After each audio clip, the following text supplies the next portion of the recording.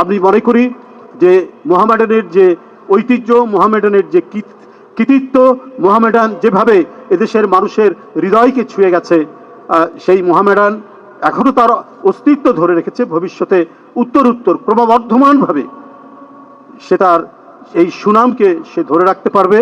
এবং এখানে আমাদের অত্যন্ত প্রিয়জন একজন মানুষ সভাপতি হয়েছেন, তিনি হলেন বরকতুল্লাহ ভুলু।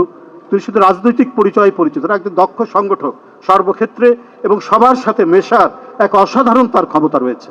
এই কারণেই তিনি তার এলাকা থেকে যখনই নির্বাচন করেন তখনই তিনি জেতেন। এবং তার মতো একজন আমি বলবো যে খুব ক্ষিপ্র, তীব্র, দক্ষ মানুষ যেখানে নেতৃত্ব দিচ্ছেন, সেই সংগঠনটি স্পোর্টস সংগঠন, এটা একটি ক্রীড়া সংগঠন, কিন্তু ক্রীড়ানুরাগী মানুষদেরকে তিনি আনন্দিত করবেন।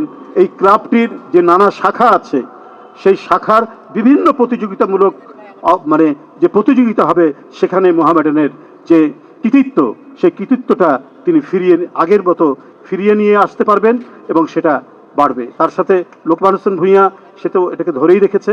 আমি তাদের সাফল্য কামনা করছি। নতুনভাবে তারা নির্বাচিত হয়েছেন।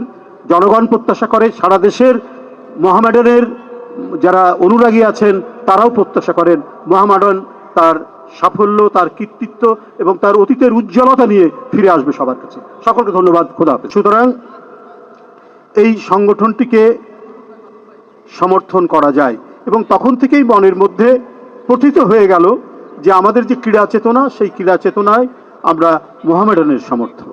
তাই যখন আমাদেরকে এর সাথে অন্তর্ভুক্ত করলো লোকমান হোসেন ভূঁইয়া, আমরা নির্দ্বিধায় এটার সাথে যুক্ত হলাম। কারণ নিজের প্রিয় সংগঠন, নিজের প্রিয় ক্লাব, নিজের প্রিয় যে পরিসর, সেখানে যদি অন্তর্ভুক্ত হতে দেখি তো নিঃসন্দেহে সেটা মনের মধ্যে ভালো লাগবে। কিন্তু আমি আগেই বলেছি যে সমস্ত দায়িত্ব সেই পালন করতো। আমরা এখানে এর সদস্য হিসাবে যে দায়িত্বটা পালন করার কথা, সেটা আমরা করতে পারিনি, কিন্তু ভালো লাগাটা থেকে গেছে। এবং খবরের কাগজে যখন মোহামেডানের বিভিন্ন সাফল্য দেখতাম, সেই সাফল্যে নিজের হৃদয় উদ্বেলিত হয়ে উঠত, আনন্দিত হতাম। যাই হোক, একজন প্রখ্যাত ক্রিকেটার আমাদের এই দেশের আমাকে টেলিফোন করেছে, আমি নির্বাচন করতে চাই বিএনপি থেকে। পরে দেখলাম সে আরেকটি রাজনৈতিক দল থেকে সে নির্বাচন করে এমপি হয়েছে। এখানে অতিথিদের চেয়ারে এসে বসেছি ঠিকই, কিন্তু আমিও আমন্ত্রণকারীদের মধ্যে একজন হতে পারতাম, কিন্তু হয়নি। আমাকে অতিথি হিসেবেই নিয়ে এসেছেন আমার বন্ধু লোকমান হোসেন ভূঁইয়া। আমরা তার উপরেই সব দায়িত্ব দিয়ে রেখেছিলাম। আমাদেরকে যদিও মোহামেডানের সাথে জড়িত করেছেন, সেই সমস্ত কিছু আমাদেরকে নিয়ে এসেছেন অনেক দিন থেকেই মোহামেডানের সাথে জড়িত, কিন্তু আমরা আমাদের উপর যে দায়িত্বটা থাকা দরকার, যে করণীয়গুলো করা দরকার, সেগুলো আমরা লোকমান হোসেন ভূঁইয়ার উপরই ছেড়ে দিয়েছিলাম। বাবা, তুমি করো, তুমি দেখো, আমরা তোমার সাথে আছি।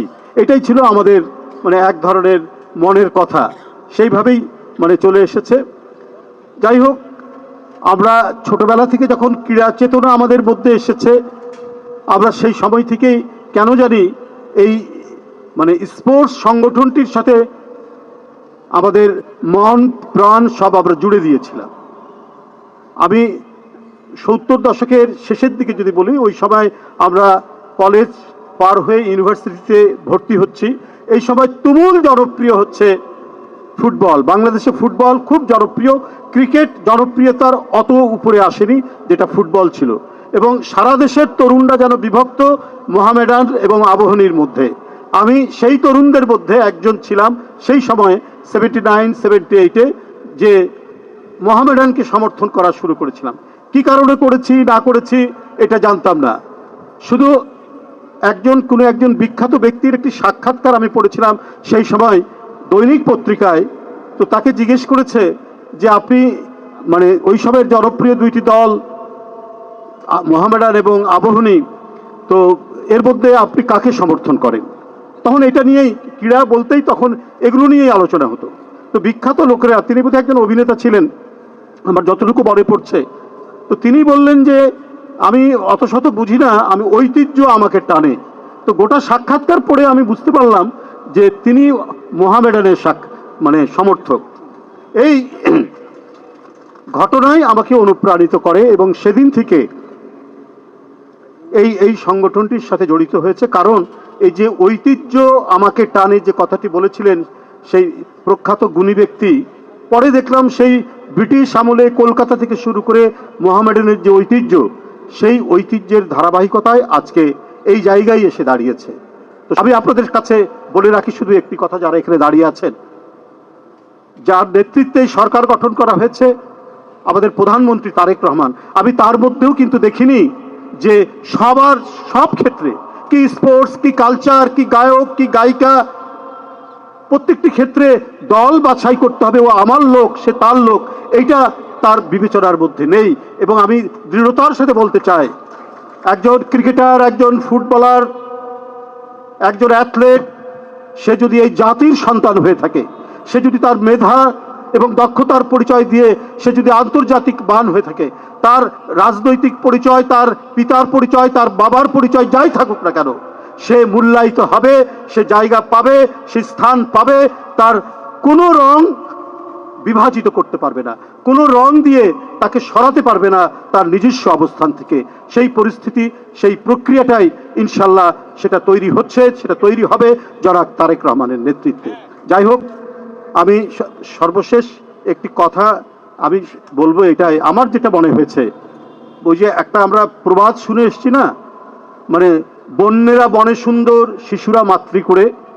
যার সাংগঠনিক প্রতিভা আছে, আমি সংগঠন বলতে পলিটিক্যাল সংগঠন বলছি না, আমি স্পোর্টস সংগঠন বলছি, যারা এর প্রতিভা আছে, যারা ভালো খেলতে পারে, যারা দক্ষ এবং এই খেলাতেই যারা মেধাবী, তারা যেন সমান সুযোগ পায়, তারা যেন জায়গা পায়। মানে তার কাস্ট, তার ক্রিড, তার রাজনৈতিক রং কি, এই দিয়ে যেন কোনো খেলোয়াড়কে বিবেচনা করা না হয়। এই সর্বনাশ হয়ে গেছে কিন্তু আমাদের 16-17 বছরে। বিশ্বাস করবেন কি করবেন না, একজন প্রখ্যাত ক্রিকেটার আমাদের এই দেশের, সে মানে দলে আসুক, কোন দল করবে আমাদের দেখার দরকার নাই, কিন্তু সে আমাকে টেলিফোন করেছিল, এবং আমার সাথে আমাদের একজন মহিলা নেত্রী নিপুণ রায় চৌধুরী ছিল, তাকে টেলিফোন করেছে, আমাকে টেলিফোন করেছে। সে বলল যে ভাই, আমি তো স্পোর্টসম্যান, আমি তো ক্রিকেটার, আমি নির্বাচন করতে চাই বিএনপি থেকে। তো খুবই আনন্দিত হলাম। আমি বললাম, তোমার মতো একটা ছেলে যদি আসে, আমি ওইভাবে চাই না যে তুমি খেলা ছেড়ে চলে আসো, কিন্তু তুমি করতে চাও, নিশ্চয়ই আমি রাজি আছি। এটা 2018 সালের আগের কথা বলছি। কিন্তু পরে দেখলাম সে আরেকটি রাজনৈতিক দল থেকে সে নির্বাচন করে এমপি হয়েছে।